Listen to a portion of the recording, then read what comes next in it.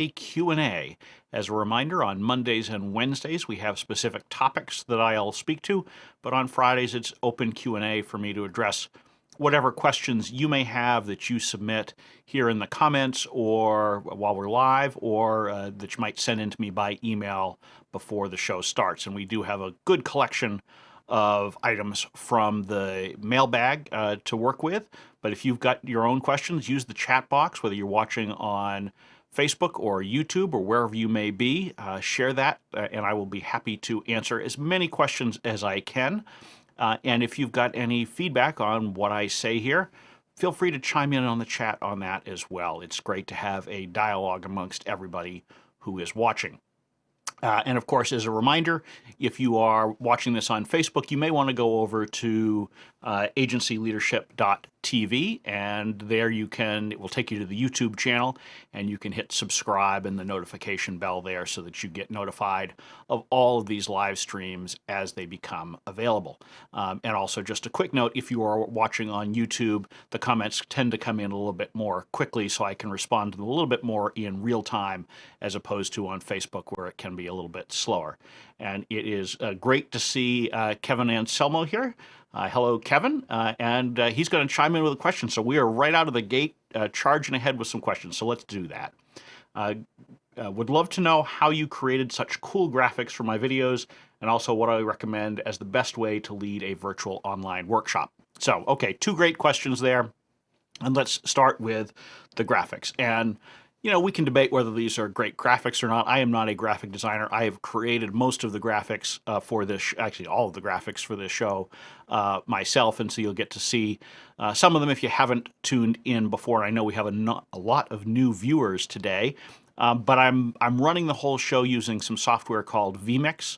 It is a Windows-based program, and so I'm able to take it in, and I can add these lower thirds so that I can show you all these nifty things, and then we can also go to some split screen views and things like that, which we'll use later on to go to some of the mailbag questions. But it's a nice little setup and allows me to present not just here on these live streams on YouTube, but also in some of the virtual workshops that I've been running with either individual clients or with groups. So I really like this vMix software. It gives you sort of a full production look at everything. And actually, let me see here. I think I can actually move it. Let's see if this works. The wonders of technology. I'm going to try moving it over to my shared screen view so that you can see what it looks like. And so there you go. This is what vMix looks like. It's sort of a production setup, and I've got a switcher here that I use for it, and so a lot of nifty little tools. You don't certainly need to get nearly this fancy, but it is fun, and I enjoy it.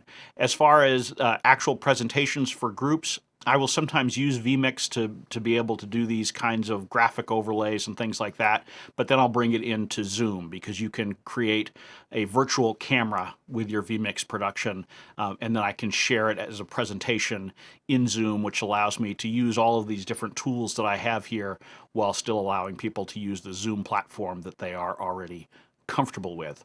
Of course, for public things, YouTube is a great platform for this. It handles a lot of the display issues and all that, but if you want to restrict the workshop to people who have signed up, then something like Zoom is what I would recommend, and just use a virtual camera set up out of vMix, or if you're on a Mac, there's software called Ecamm, which is a really good solution over there as well.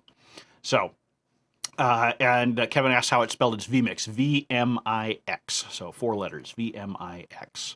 Really great tool, really enjoy it, and I was turned on to it a couple of months ago, and I've been using it and learning it and continuing to develop with it. They've got a great, I think it's a 60 or 90-day free trial that you can use so that you have a chance to test it out and make sure that it works for you. So, hopefully that answers your question, Kevin, and hopefully that gives some of you out there who are thinking about using video in the course of your own work some ideas as well.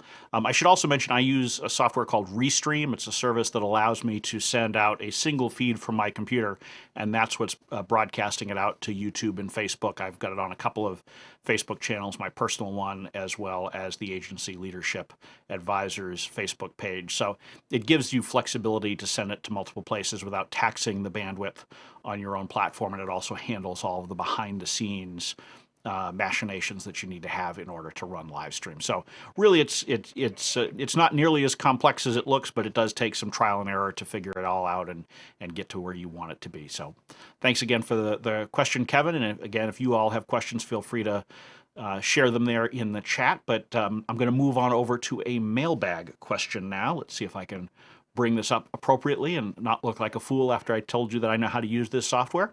And so this first question from the mailbag that was sent in by email earlier this week to me. I'm taking this time to update my agency's website.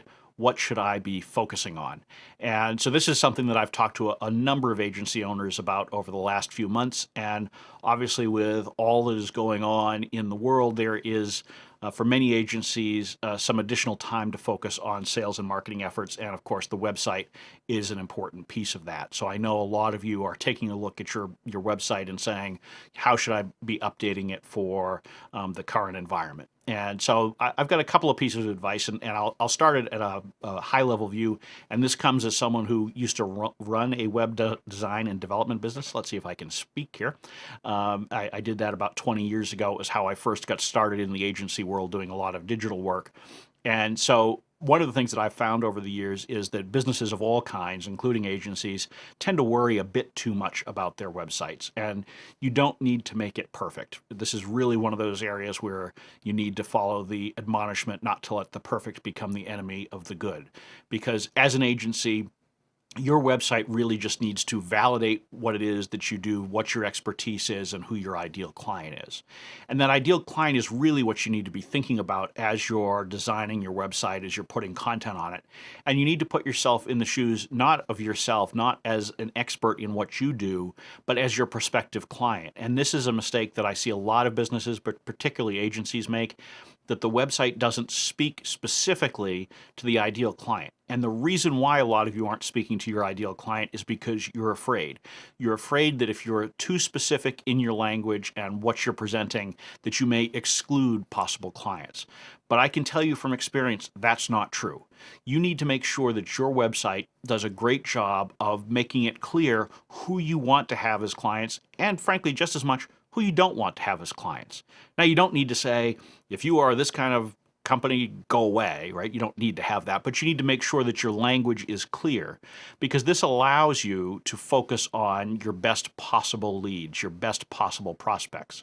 So if your website is using the language of your ideal client, and they can see that you are providing the services that they want, and they can see that you've got the proof points, either through case studies or endorsements, or even just speaking their language of their industries, that will help you quite a bit. So think about that when you're working on your website.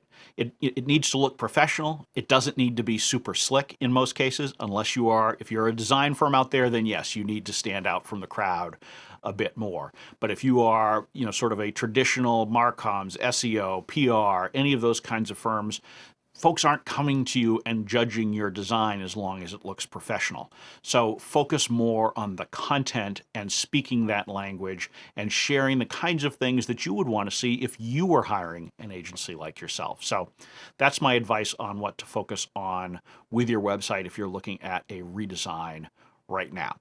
And so let's see, I don't see another question yet in the chat, so I will go on to the next mailbag question. I will try to prioritize folks who are asking questions live here, so do feel free to do that, but I do want to try to get to as many of these mailbag questions as possible. So let's see if I can get this next one up here on the screen. There we go. I was listening to your podcast on clients poaching employees, and you mentioned having the right language in our contract with them. Would you have a sample of the language? And so this is actually a good opportunity for me to talk to you about, very briefly, the Agency Leadership Council. It's a free membership portion of the agencyleadership.com website. If you go to agencyleadership.com/join, you can just provide your name and email address, and you will get free access to a library of useful resources. There are some workbooks in there that will help you on things like working on your business's identity and all that, but also So sample contracts, employee language, those kinds of things, handbooks. Tools that may help you get started. Now, it's very important that you work with your own professional advisors, your lawyers, accountants, your HR consultants to make sure that whatever language you end up with is the right fit, because what I'm providing to you is really just a sample. It's a jumping off point to give you some ideas of the kinds of things that you might want to include in your own documents. But at the end of the day, all of our businesses are a little bit unique, and of course, we're all operating in slightly different legal and regulatory environments from state to state, country to country, etc. But it's a good place to start. And so let's speak at a high level about how it is that you can think about protecting your agency from having your clients poach your employees. And it's very common for agency contracts with their clients to have language in there that says essentially that the client can't solicit someone who either currently works for the agency, or perhaps in some cases with larger agencies it may be limited to just folks who are working on that account that they've had contact with. So you can tailor it more broadly or more narrowly. But and there are two different ways to do this. So you can have it so that the client can't solicit them for employment, or you can have that it can be stronger and that they can't really do anything to hire those individuals. And that becomes a little bit trickier, because if you have an employee who has applied for a job that's publicly listed, you want to be careful about that, and you want to make sure that you're treating your own staff and employees well. And so you don't want to restrict them from having additional opportunities. The other thing, I think we talked about this in the podcast episode when Ginny and I discussed this topic, is that you need to think about how the potential benefits of having agency employees go to work for the client. So a lot of us have, initially had the idea that it's a bad idea for clients to poach employees. And certainly if they're bringing an employee on so that they stop working with your agency, that's a problem. You don't want to have that kind of scenario. But if you have, if you're working on an account and you've got a lot of employees and perhaps one of them moves over, it can actually strengthen the relationship that you have with that client by having someone who knows your agency in-house. And in fact, a lot of you should be looking at your former employees as a potential source of business. So if you've had someone leave your organization and whatever business or organization they're working for now, you should reach out to them and see if there's a potential fit for your agency. They know you well. They know what your strengths and weaknesses are, and so they can take advantage of the services that you offer even better. So don't automatically assume that it's a bad thing if you have an employee leave. Don't assume that it's a bad thing if they go to a client. Try to figure out how you can work with them. But by all means, go ahead and take a look at some of the sample contract language that we have in the Agency Leadership Resource Library that will hopefully give you some ideas as to how you might protect your agency from unwanted poaching from your agency team. So, all right, let's see. Let's go on to the next question in the mailbag, and we'll bring it up here on the screen for you so you can see it. We're considering outsourcing the entire HR function of our agency and moving the in-house function to purely admin. We already outsource payroll. Pros and cons. So I am a big fan of outsourcing HR for small agencies. I think most of you, if you're running a small agency, you don't have the need for a full-time in-house HR person. I think it's generally a mistake if you have a general office manager who has no HR background handling HR issues. It generally doesn't work out too well. So if you are able to work with an outside consultant who can handle the HR issues, you probably don't have a need for more than a couple of hours a week at most, except for times when you may be hiring or going through other team transitions or implementing new policies. So you can get someone who's pretty affordable, and there are a lot of HR consultants out there that do a great job of handling this outsourcing function. And you can work with, in the past I've worked with someone who I used to work with inside an agency, and he now has a consultancy. He's actually been on the podcast a couple of times, and he was on one of these streams a few weeks back, Patrick Rogan. He does a great job of working with agency employees, but there are a lot of other businesses out there, large and small, that can help you fulfill these HR needs. And what you really want is someone who begins to understand your business. So you want to work with whomever it is, the same individuals on a regular basis so they know what your management style is, what the particular needs of your agency are, that they can really step into those shoes and help answer the questions that employees may have, whether that's about benefits or about leave policies. It needs to be someone who can work with you to help you put the right policies in place. And right now, most agencies ought to be taking a careful look at their handbook, because as you're thinking about bringing employees back to the office, or perhaps you already have, you may need to make some changes to the handbook. And this is something that I've talked about on the podcast, but there are a lot of, and there's an article actually, if you go to the agency leadership website under the Insights tab, there's a fairly recent article looking at some of the issues you need to be thinking about if you are bringing employees back to a physical office anytime soon, because you need to think about, what are your policies about sick leave? What are your policies about social distancing in the office? What are your policies with regard to asking health questions of employees when they're in the office now? So you need to think about all those things, and an HR consultant can help you figure out what you should be doing and what you need to be doing, because those are some areas that you want to be careful that you're not increasing your liability unnecessarily, and that you're properly protecting yourself and your team. The other advantage of having someone on the outside to help you with HR is that they can often provide you some good advice on how to hire effectively. And we all struggle with this and actually in one of the mailbag questions that we'll be touching on later, it's about hiring employees. It's really challenging to get the right people. And HR consultants can really help you figure out how to recruit, how to set up an effective interview process. They can help train some of your managers. If you've got people who are not used to interviewing and have never been trained on how to do a new hire interview properly, you want to make sure that they're being taught what they can and can't ask. I've been in plenty of businesses where I've seen employees conduct interviews, and I almost lost my mind at some of the questions that I've seen them ask prospective new hires. So an HR consultant can really help you with this. So bottom line is, I'm a big believer in outsourcing the HR function. I don't think you should just give it to a general admin to handle. Frankly, most agencies have less admin workers than in the past, because we do so much now through software as a service and various online tools. We're not doing a lot of paper. We're not answering a lot of common shared phone lines, all those kinds of things. So you may not even have an admin in your agency who can take on that work, but I would much rather see you have someone who is an expert, because they don't need to spend a ton of time, but they have the background, they have the knowledge to make sure that you're getting the services that you need, and frankly, that you don't get into trouble. So, all right, let me check see if there are any more questions in the chat. I don't see a question in the chat, so we'll continue on with the mailbag. And so let's see, here we go. We'll bring up the next question here. Does anyone have a tool that they use to generate contracts or agreements with clients? So this was a discussion, I think it cropped up in the Spin Sucks community. And if you're not a member, but you're a PR agency, Spin Sucks is a great place to be. So go ahead and check that out. I think it's spinsucks.com/spin-sucks-community. Go ahead and join over there. Some great conversations take place.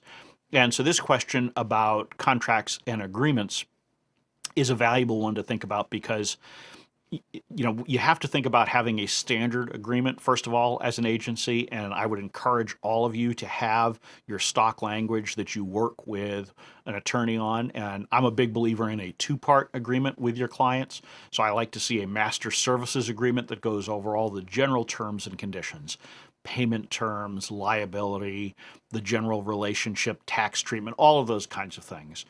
And then separate documents for statements of work. Then that governs the individual projects that you may be taking on with a client. And of course, nowadays, many agencies are doing more project-based work and less fixed retainer type work. So statements of work can be a great way to speed up the process of getting approvals as you move forward, because for each new project, you can probably do a one-page statement of work that doesn't have to be vetted by the client's legal counsel and all that. So you can add on new projects much more easily if you use that approach.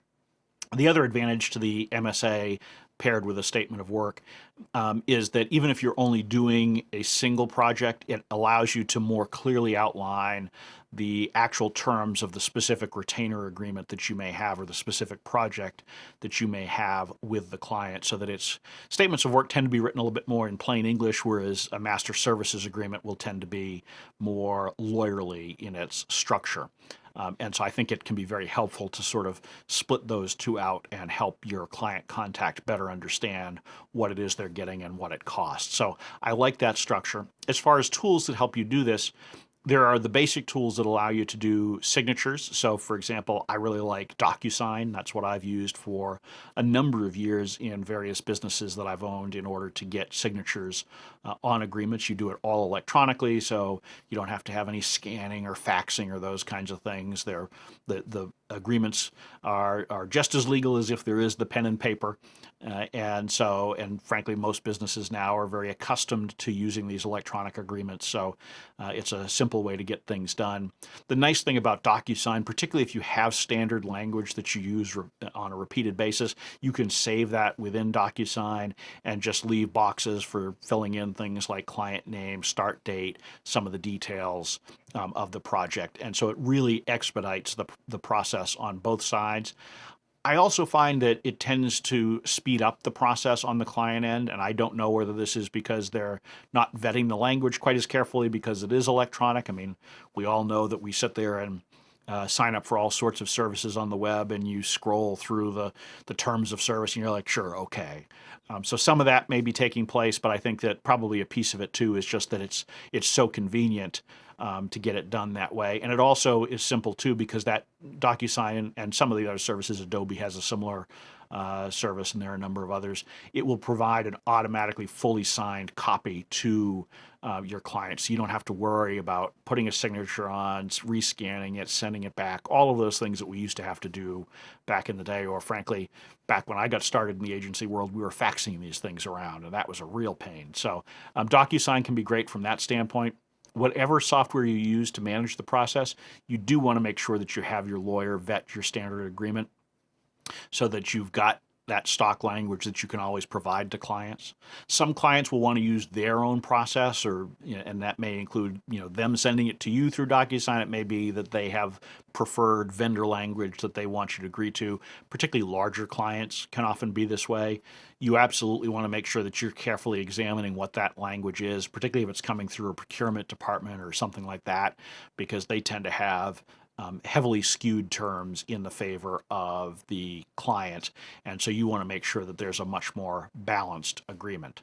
And I know this wasn't actually in the question, but the other thing I think that's important to talk about whenever we talk about contracts is you need to view contracts, I think, with a realistic outlook. And by that, what I'm saying is I've seen a lot of agencies and clients fight over actual contract language, and you really need to figure out what's worth fighting for. And if the last few months has taught us anything, it's that a lot of our contracts that we have with clients aren't really worth the paper that they're printed on or the bits that are on the screen. And that's not because anyone has bad intentions. It's because when you know what happens, we all have to figure out a way to work through it. So contracts are important to have. They are important to have from a risk mitigation standpoint for you as an agency, but you also have to decide how much of a fight you want to put up over it at the start of a relationship, because you should only fight over those provisions that you're willing to invoke later on or really fight over. So, and this is something that Ginny and I talked about in an upcoming episode of the Agency Leadership Podcast. So if you're subscribed on YouTube, you'll get an alert when that comes out, I think next week, but you can also subscribe at agencyleadership.com to the podcast feed and make sure that you get it there as well. So, all right, let's move on to the next mailbag question. And we're making good progress here getting through some of these. So, and in the future, if you have questions that you'd like me to address on an upcoming show, you don't have to be here live. You're certainly welcome to send me an email beforehand, or if you go to the agencyleadership.com website, there's an Ask Chip function on there. You can just enter it into the form, and I will try to answer it on an upcoming Friday Q&A, or perhaps create a separate episode of the podcast or the video stream for it. So I'm always happy to take any questions that you may have. And if you've got a more specific question that's really not for public display, feel free to just email me at chip@agencyleadership.com, and I will do my best to steer you in the right direction. All right, so the next question that we have here is, I read an article today about employee experience becoming the top priority for companies. I do not want to shift my company's focus from news media to internal comms, but I do want to explore how I can succeed in this environment. And I am really having a hard time talking today. I'm not sure why. Maybe it's because it's Friday and we're headed into the weekend and it's the middle of the summer, even though it is 2020, of course. So internal comms and how you should be thinking about that as an agency if you are more focused on external media relations. So this is another good question because internal comms is becoming more important, not just for our clients, but as agencies. No matter what kind of agency we are, we need to be thinking about our own internal communications because so much is changing for our teams. We may have been working in-house and now we're working remotely. Even if we had already been a virtual agency with everybody working remotely, a lot has changed around us. People are nervous. They're concerned for their health. They're concerned for their employer's business. They're concerned for your business if they're your employee. And so we need to think about how we are communicating effectively with them. So it's certainly on the minds of lots of folks. And I think if you are someone who is focused on external communications, whether that's through traditional PR and media relations, or it's through content marketing or those kinds of things, or all of the different levers that we have for external marketing and communications, you need to be thinking about how that ties in. Because one of the things that we need to remember are the employees of our clients are all paying attention not just to what's being said internally, what's coming out through an employee newsletter or is on the internet or comes via email to them. They're also seeing what's being said publicly by the company and about the company.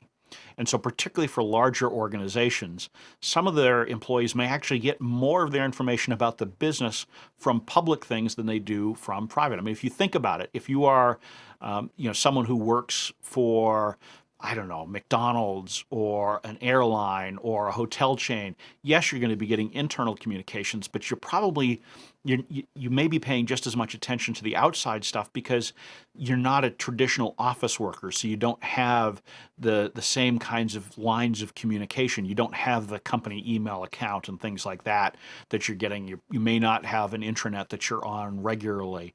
And so you need to be, as an advisor to these kinds of organizations, you need to think about how their employees are consuming the external information and how it reflects on the messages that they're sending internally.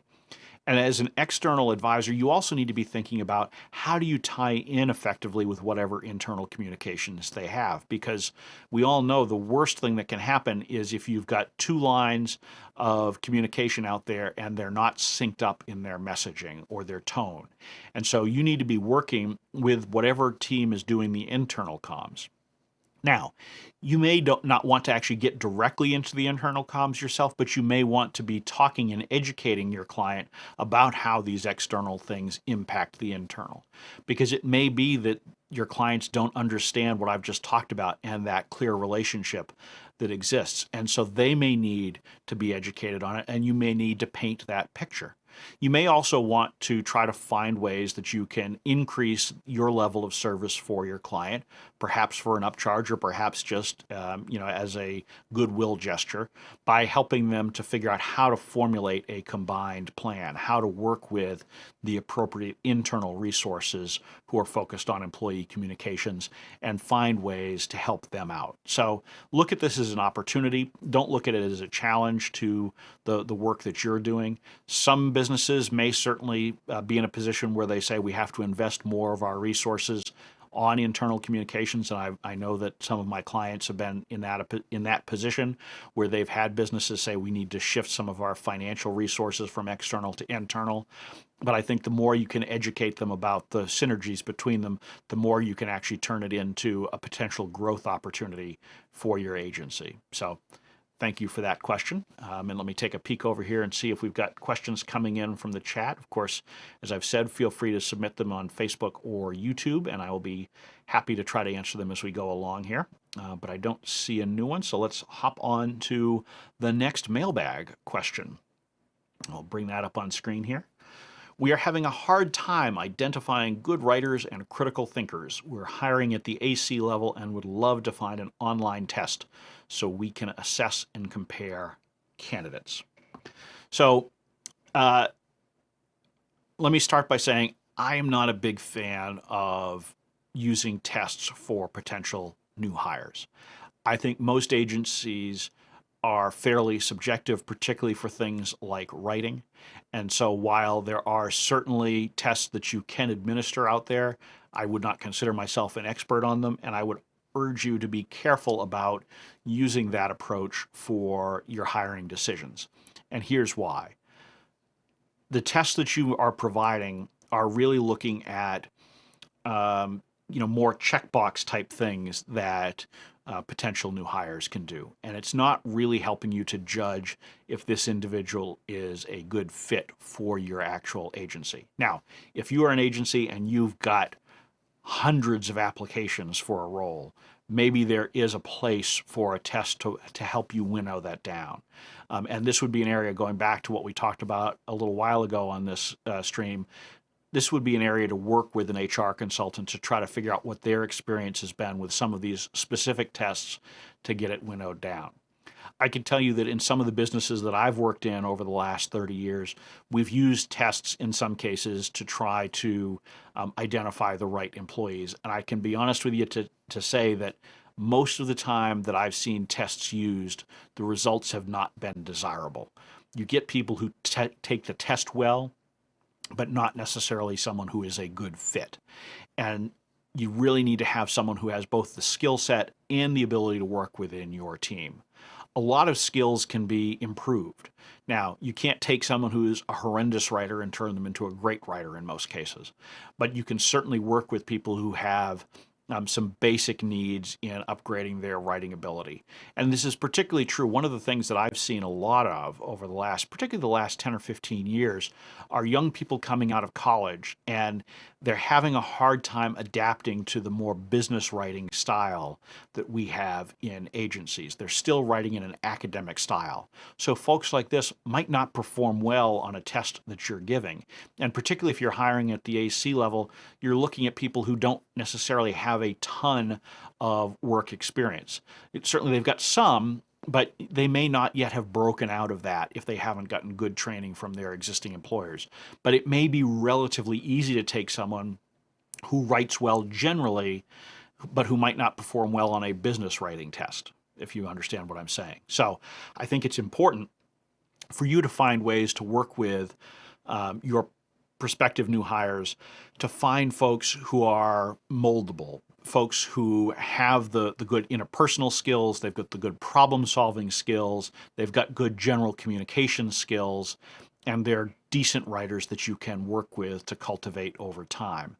The other thing that I would say is that there are people who don't perform well on these kinds of tests because they tend to be fairly stilted in my experience. And some of the tests that I've seen used for prospective hires don't really accurately mimic what you would experience on a day-to-day basis working for the agency. So if you're going to use a test, I would suggest that you use something that's more customized to your specific business and your specific clients. So I might bring someone in and say, this is what we need to do. We need to write this particular letter to the editor, op-ed, email, whatever it is, and say, here, you've got an hour to work on this. And by the way, if you're going to do these kinds of tests, make sure that the prospective hires know in advance that you're doing this. I've seen situations where a prospective new hire comes in for an interview and doesn't realize that there's going to be some sort of a test process involved that's going to lengthen it. So they're assuming they're going to spend an hour with you when in fact you may be wanting them to spend 2 or 3 hours. Please be clear with them about what your expectations are so that there are no misunderstandings. And as you are working with your prospective hires, if you're giving them these concrete examples examples, and you might even pick one that you've just done recently with a client. So if you can give a set of talking points and say, okay, here's the general outline of the issue or the objective, here's the call to action, and you can have them work off of that, that's going to be a much better tool for you to assess how well they work, how quickly they work, how they fit with your specific needs than some generic writing test that you might administer online or that you might pick up and even just have them do in person. So really customize it to the specific needs that you have as a business if you're going to do it. But please don't use the test as a substitute for a strong interviewing process and really vetting people for their fit, because you can fake a lot from a skill standpoint, but the fit you just really need to try to get right. And finally, at the end of the day, understand that a lot of us end up making bad hires. I've seen some data out there that says even the best recruiters tend to have little better than a 50% hit rate for getting truly the right employee that they were looking for. It doesn't mean that we don't tend to stick with some folks too, but you also have to be realistic about the fact that it is tough to hire the right people, and until you have someone in-house working with you in that real-life scenario, it's very difficult to know what it is that you've got on your hands and how successful you were at making that pick in advance. So that covers what I had in the mailbag, and we're a little bit over the 30 minutes here, but I think it's still useful and helpful that we hit all those questions. I don't see any other questions in the chat, so we will start bringing this episode to a close. Again, if you go to agencyleadership.tv, particularly if you're not watching on YouTube right now, you can subscribe there. If you are on YouTube, hit subscribe, and if you hit the bell, you'll also get a notification when we do these live streams. We have them on Mondays, Wednesdays, and Fridays at noon Eastern Time. And so on Mondays and Wednesdays, I talk about a specific topic. If you have things that you'd like me to focus on, feel free to let me know. And then, of course, Fridays are this general mailbag process. When I do the general topics on Monday and Wednesday, though, once I'm finished talking about the topic that I'm focused on, I will take general Q&A. So feel free to drop into any of them on an upcoming episode, and I'll be happy to talk with you all. If you have feedback, I'd love to hear it. chip@agencyleadership.com. Always looking to continue to improve this product, and I look forward to seeing you all again real soon.